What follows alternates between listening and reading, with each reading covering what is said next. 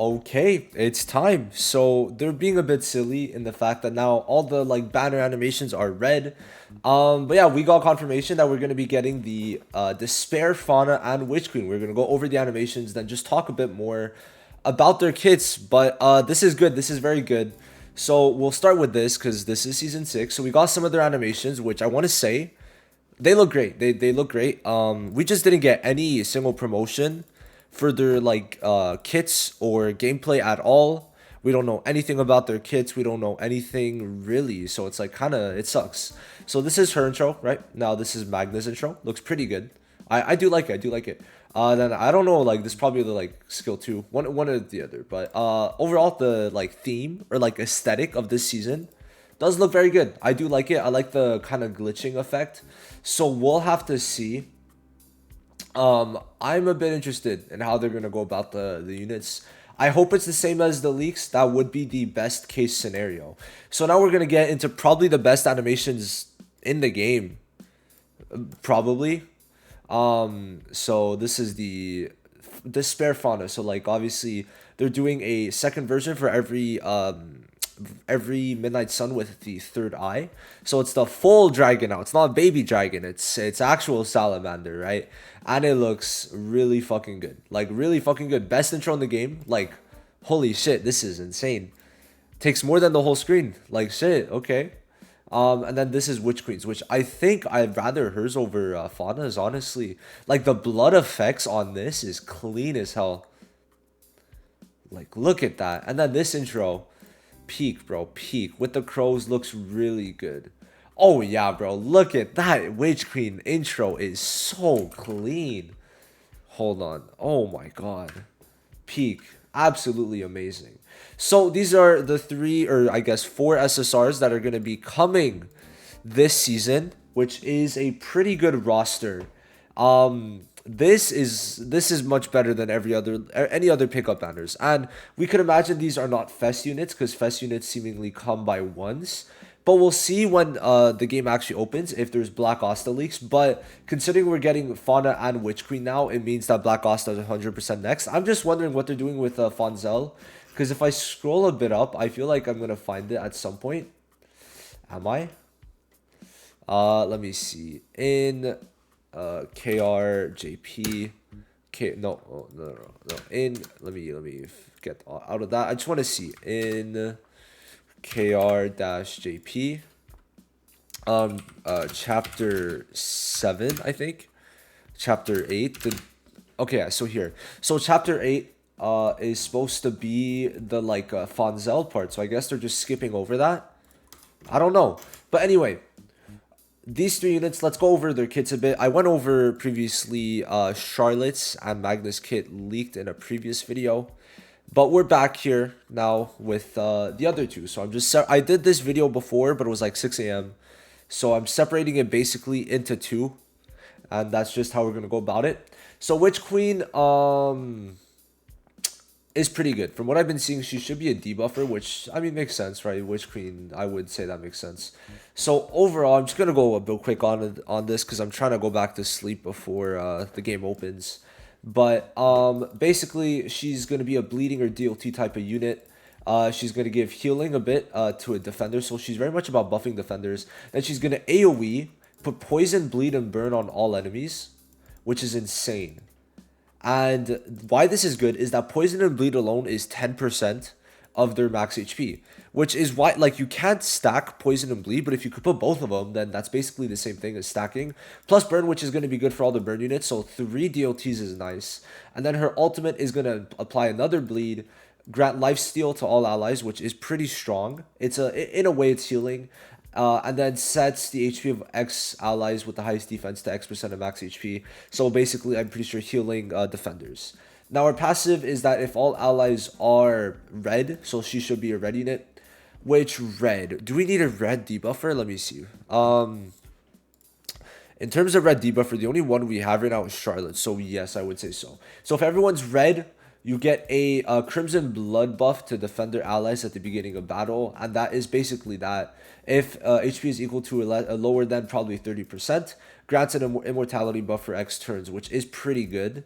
for defenders because like that means you could guarantee that the tank isn't gonna die at least for one turn, and of course it only activates once you're under 30% and it stays on you until then. So that's pretty good. Um, I think that's decent, but not good enough to run a full red team at all. I don't think you should be doing that. Now her awakening passive is going to be healing her own HP depending on how many DOTs. Oh, sorry, to all allies. So basically, she heals dependent on her HP to all allies depending on how many DOTs the enemy's inflicted with, and then increases the lifesteal effect on the ultimate. So yeah, she's gonna be pretty good, I think. We'll have to see how she works. I think that she's someone we have to really see more in game. It's hard to kind of judge her on paper as much, but I'd say she can be pretty good. I think that these passives are starting to be a bit too futile. They're doing a bit too many, and it's like if you're not gonna make that many good red units or all that stuff, I don't see it working. But if Magna's really good, you could for sure probably start making a red team. So we'll have to see. But I just don't like that it's focused on defenders for red when the only tanks is Asta and Veto.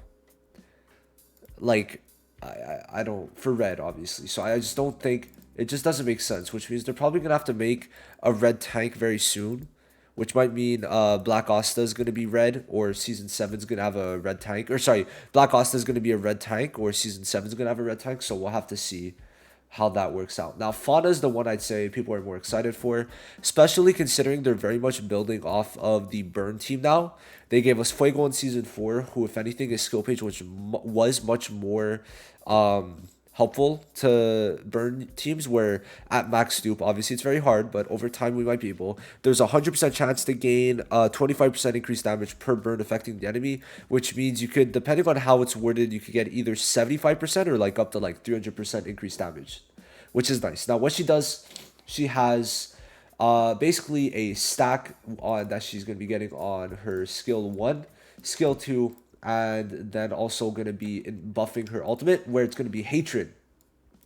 And what it's going to do is when you're using your ultimate, you're going to perform an extra attack that deals increased damage based on the number of hatred stacks up to 5 times. So the skill 1 is going to be granting an increased damage dealt if a person has a taunt, nothing too crazy. Now the hatred is just going to be good to have. Now skill 2 is an AoE, that's inflicting burn guaranteed.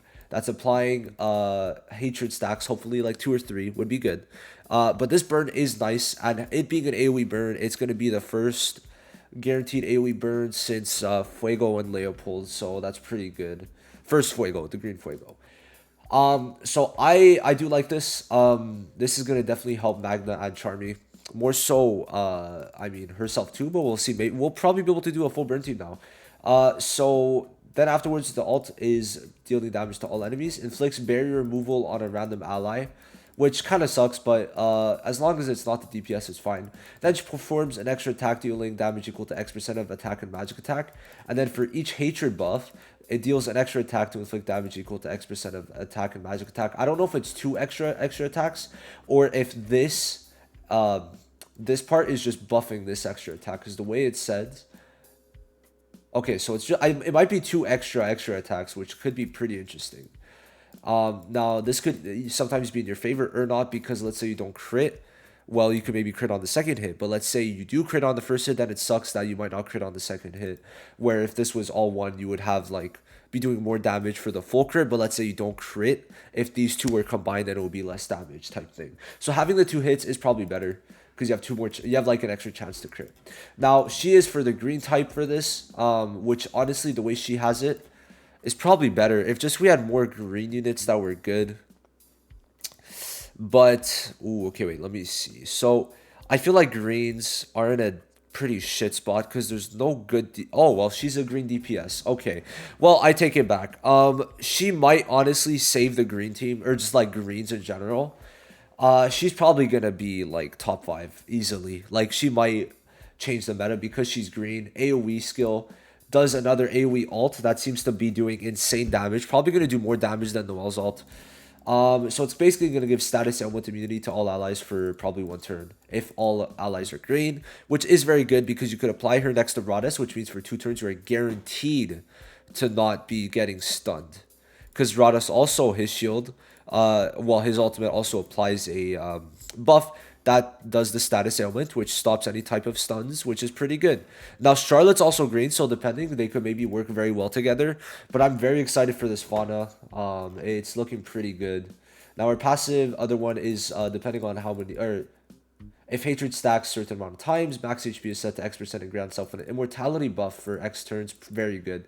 And then her maxed out is if afflicted with taunt or enhanced taunt, grants self a reduced damage taken, which is nice. And then the combo is inflicts taunt on an enemy.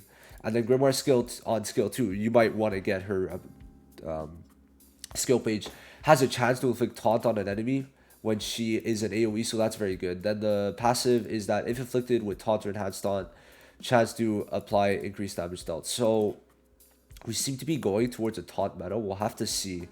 But overall, Fauna is looking very good. I'm very excited for season 6. It's just there's gonna be so much dead periods because there's nothing else coming except for that Broom event. So we'll have to see. Hopefully it's good. But yeah, basically it. Pretty excited. I'll see you guys in the next one very soon. Come through for the stream. Peace.